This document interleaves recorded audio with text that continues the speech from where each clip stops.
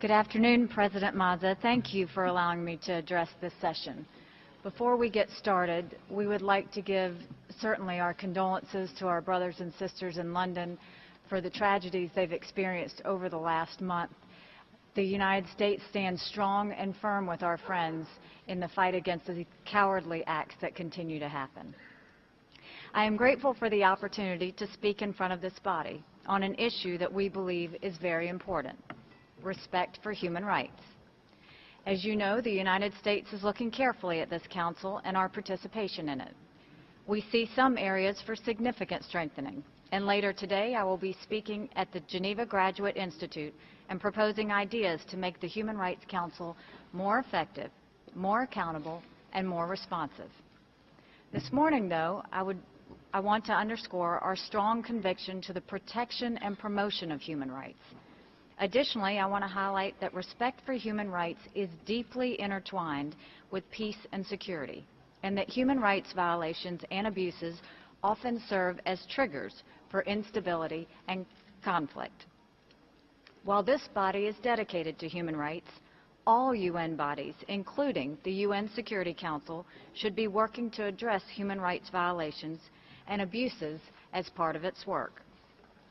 In this session of the Council, it is crucial to adopt the strongest possible resolutions on the critical human rights situations in Syria, the Democratic Republic of the Congo, Eritrea, Belarus, and Ukraine, and that it follow up to prevent further human rights violations and abuses in those countries.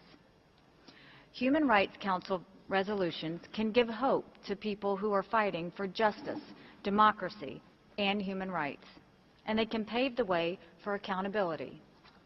I urge all members to support the participation of civil society in the Human Rights Council without reprisals. The United States will continue to speak up loudly in support of civil society participation. Civil society has also helped advance the equal rights of women, an important theme of this session. Based on my own experience, I know that when women can exercise their voices at the highest ranks in business and in government, we all benefit and prosper.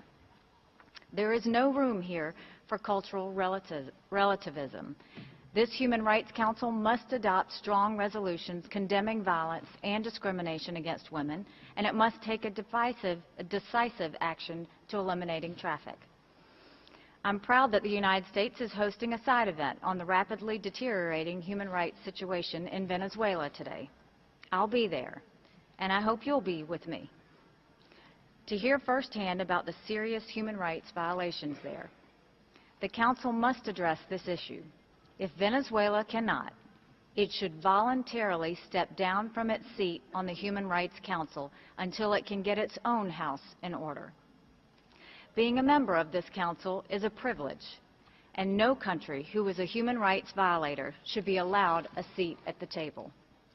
Finally, it's hard to accept that this Council has never considered a resolution on Venezuela, and yet it adopted 5 biased resolutions in March against a single country, Israel.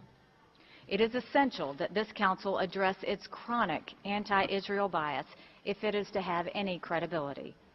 Thank you again, and I look forward to seeing as many of you as possible this afternoon at the Graduate Institute.